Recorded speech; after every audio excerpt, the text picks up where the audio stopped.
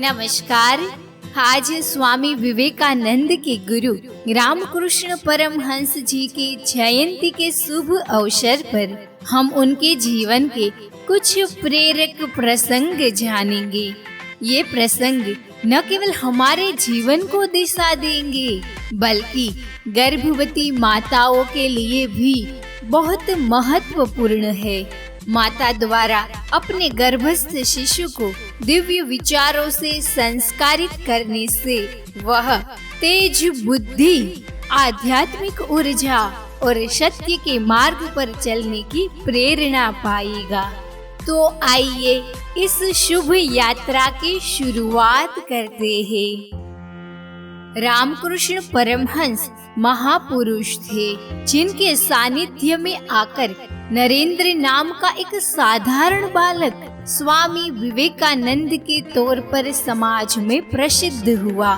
सबसे पहला प्रसंग, सच्चे ज्ञान की खोज। स्वामी विवेकानंद हमेशा एक प्रश्न पूछते थे, क्या आपने भगवान को देखा है? जब उन्होंने यही प्रश्न रामकृष्ण परमहंस जी से किया तो उत्तर मिला, हाँ, मैंने भगवान को देखा है, उतनी ही स्पष्टता से जितनी स्पष्टता से मैं तुम्हें देख रहा हूँ। फर्क सिर्फ इतना है कि मैं उन्हें तुमसे अधिक गहराई से महसूस कर सकता हूँ। रामकृष्ण परमहंस ने उन्हें आत्म साक्षात्कार की ओर प्रेरित किया और समझाया कि जिस ईश्वर को तुम खोज रहे हो वह तुम्हारे भीतर है। यह सुनकर नरेंद्र स्तब्ध रह गए। उन्होंने पहली बार किसी को इतनी दृढ़ता से यह कहते सुना था। यहीं से उनकी आध्यात्मिक यात्रा शुरू हुई और वे रामकृष्ण जी के शिष्य बन गए। यह प्रेरक प्रसंग हमें सिखाता है कि शुद्ध मन और सच्चे हृदय से किया गया ईश्वर का चिंतन हमें सत्य के मार्ग पर ले जाता है। गर्भावस्था के दौरान ध्यान करने और भगवान के नाम का स्मरण करने से शिशु के मस्तिष्क का विकास अत्यंत तेज होता है, जिससे उसकी बुद्धिमत्ता और आध्यात्मिक चेतना बढ़ती है। दूसरे प्रसंग के अनुसार एक गरीब लकड़हारा रामकृष्ण परमहंस जी के पास आया और बोला, महाराज, मैं जंगल से लकड़ियाँ काटकर बेचता हूँ, बड़ी मुश्किल से गुजारा चलता है। रामकृष्ण जी मुस्कुराए और बोले, थोड़ा और आगे बढ़ो। लकड़हारे ने इस बात को अपने मन में बैठा लिया। अगले दिन वह जंगल में पहले से थोड़ा और आगे बढ़ा और उसे चंदन के पेड़ मिल गए। अब उसे पहले से अधिक धन मिलने लगा। कुछ समय बाद वह फिर स्वामी जी के पास आया और अपनी प्रगति के बारे में बताया। स्वामी जी ने फिर कहा, थोड़ा और आगे बढ़ो। इस बार उसने और आगे बढ़कर चांदी की खान खोज ली, फिर सोने की खान और अंत में हीरे की खान भी मिली। जब वह स्वामी जी के पास पहुंचा और यह बात कह सुनाई तो उन्होंने उसे सिखाया, जिस प्रकार तुमने भौतिक सुखों के लिए आगे बढ़ना सीखा है, उसी तरह आध्यात्मिक उन्नति के लिए भी प्रयास करो। यह सुनकर लकड़हारा स्वामी जी का परम भक्त बन गया। इस प्रसंग से हमें यह प्रेरणा मिलती है कि जीवन में सदैव आगे बढ़ते रहना चाहिए, चाहे ज्ञान का मार्ग हो, भक्ति का मार्ग हो या प्रेम हो। आगे बढ़ते रहने पर उपलब्धियां हासिल होती है। यह प्रसंग हमें सिखाता है कि निरंतर प्रयास और सकारात्मक सोच से जीवन में उन्नति अवश्य मिलती है। यदि माँ इस विचार को अपनाएगी तो शिशु भी परिश्रम, आत्मनिर्भरता और निरंतर आगे बढ़ने की प्रेरणा लेकर जन्मेगा। तीसरा प्रेरक प्रसंग, अहंकार। एक समय की बात है, रामकृष्ण परमहंस एक संत तोतापुरी जी के साथ आध्यात्म और ईश्वर पर चर्चा कर रहे थे। ठंड का मौसम था, शाम हो चुकी थी और दोनों एक जलती हुई धूनी के पास बैठे थे।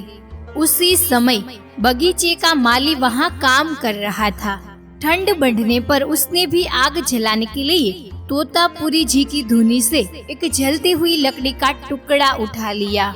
यह देखकर तोतापुरी जी क्रोधित हो गए, माली पर जोर से चिल्लाए, धुनी छूने की तुम्हारी हिम्मत कैसे हुई?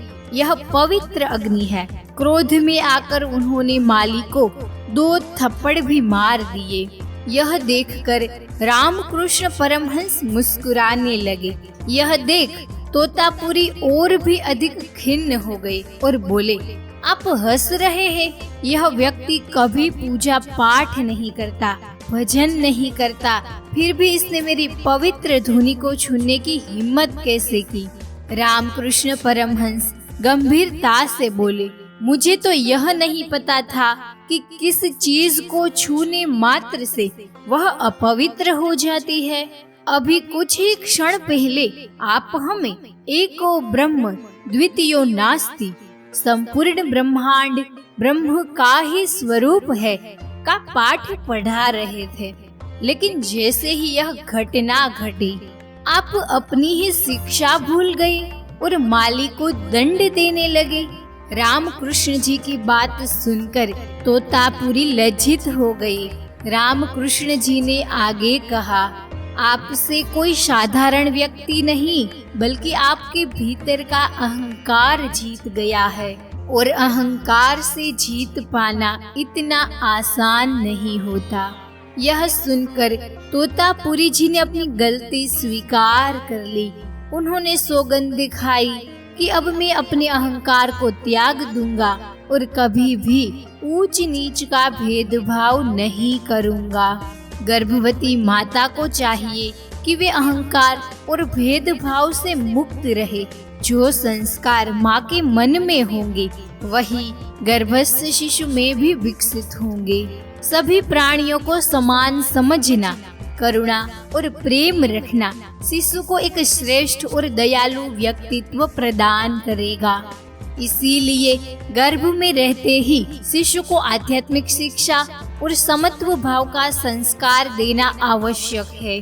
सच्चा ज्ञान वही है जो हमें अहंकार से मुक्त करे, सभी में समान रूप से ब्रह्म का दर्शन कराए, ऊंच नीच का भेदभाव ना रखे। करुणा, प्रेम और समानता का भाव रखने से शिशु दयालु, सहृदय और श्रेष्ठ व्यक्तित्व वाला बनेगा। प्रिय माताओं, रामकृष्ण परमहंस जी के ये प्रेरक प्रसंग आपके गर्भस्थ शिशु की बुद्धि, चरित्र और आध्यात्मिकता को विकसित करने में सहायक होंगे। आप अपने शिशु में कौन से गुण पाना चाहती है, कमेंट में जरूर लिखें। यदि आपको यह वीडियो अच्छा लगा हो तो लाइक करें, कमेंट करें, शेयर करें और हमारे वैदिक गर्भ संस्कार चैनल को सब्सक्राइब करें। धन्यवाद।